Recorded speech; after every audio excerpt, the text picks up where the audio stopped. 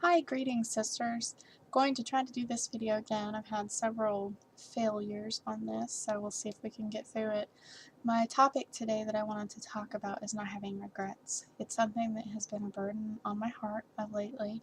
I am not perfect in any of this content that I'm about to talk about, but I'm trying to do better myself, and I just felt like it would be wise to share it with you all.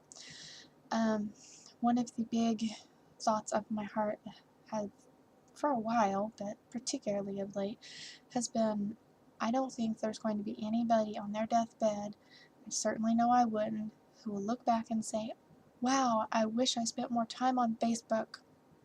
I don't think that's going to happen. I know for me it wouldn't. I have a tendency to get really lost in there, in groups, in various things.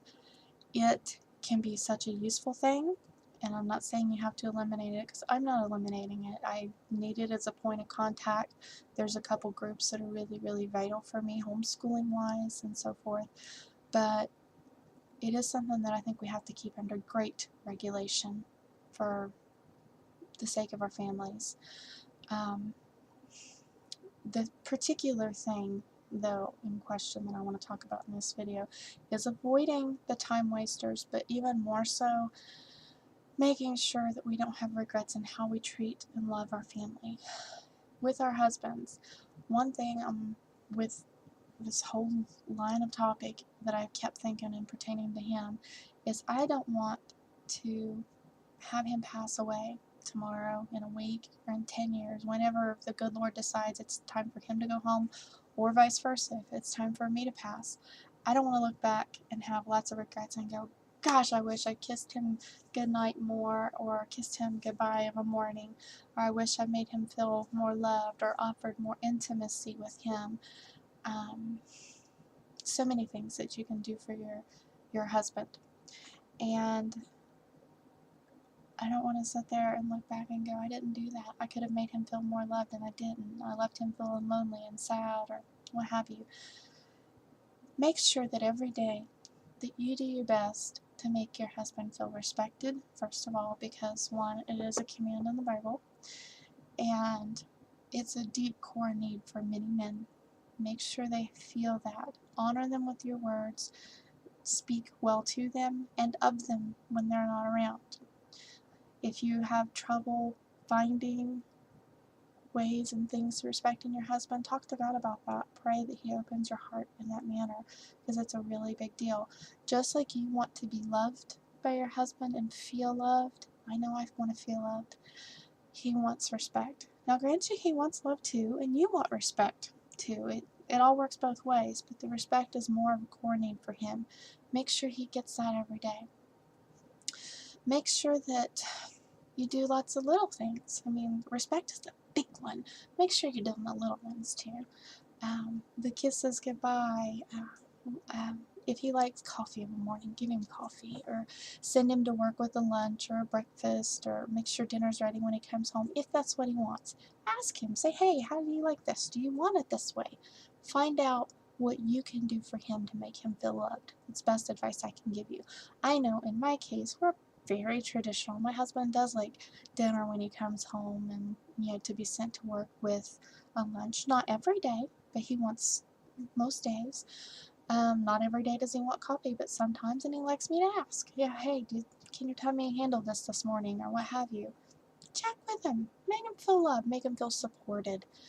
I venture we all want to feel the same in reverse, so do everything you can.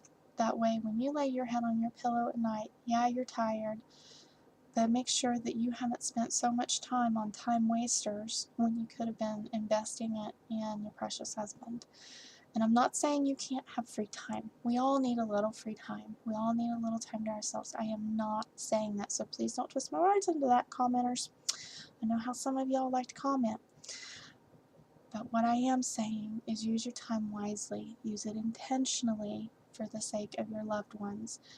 So far, I've just addressed talking about your husband, but of course this applies to your children if you have it.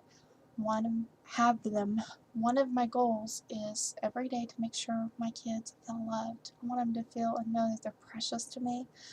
Sometimes I feel like I fail miserably at this, especially as a homeschooler. Sometimes I'm like, we gotta get math, we gotta get reading, and I'm like, pounding through the schedule, trying to get things done, trying to get those necessary. Okay, kids, it's cleanup time. Okay, we gotta do this. Sometimes I feel more like drill sergeant mama than the self-loving mama that I want to be. But I try to find that balance. I hope I'm finding enough of it. Um, but definitely every day we need to take time to make our family feel loved. I once heard on a video, it was a video about the Amish, I believe, that it was said that one of the most valuable gifts that you can give your children is time, because time is the most valuable currency, and that's very, very true. Whether it's your children, your husband, or anybody, time is truly the most valuable currency you can spend. So make sure you're spending plenty of that currency on them. You can spend real money on them and buy them gifts, but it will never ever be anything close to the time that you can spend with them. And some of us may not have a lot of time with our kids every day, especially if you do have to work outside the home or something. Hopefully you can be a keeper at home, but if you have to be out there, then every bit of time you have is so precious, even more. Just do your best with your time. Don't let the time wasters eat it up. If you're still blessed to have your parents alive, honor them, love them, call them, write them, email them, whatever form of contact. I know I feel like I could do better with this. I'm not the best phone person, period, but I do talk to my mama on the phone some, and I do try to keep up every couple days by email and so forth, make sure that they're doing okay. Um, I think ultimately one of my bigger fears is being old, alone, and with lots of regrets. And that's kind of the very core of what I'm talking about. I don't want to end up there with lots of regrets. Even if for some reason the good Lord has it so I'm the last one alive and I am alone. I don't want to be regretful. I want to be full of beautiful memories of my family and time spent well. So that's my goal today. I am not perfect on any of this. I feel like I can do better. I need to watch my time wasters. Believe me, I have them. Whether they be, watching Netflix too much. I like documentaries and stuff. Sometimes I get involved in researching things and I can go off on a tangent on YouTube. Facebook, certainly, I'm not kidding, I call it the black hole of time. It's terrible. But I've tried eliminating it totally, but for me that's not the answer because I need it as a point of contact. But I need to keep that under regulation and keep it under control. Keep it minimal. That way you can live with your time intentionally, as I've seen said. And I think that's a good phrase, live intentionally with your time. Make sure that you're spending it in a way that makes your family feel loved, and your children, your husband, whatever you have in your life, parents, whomever.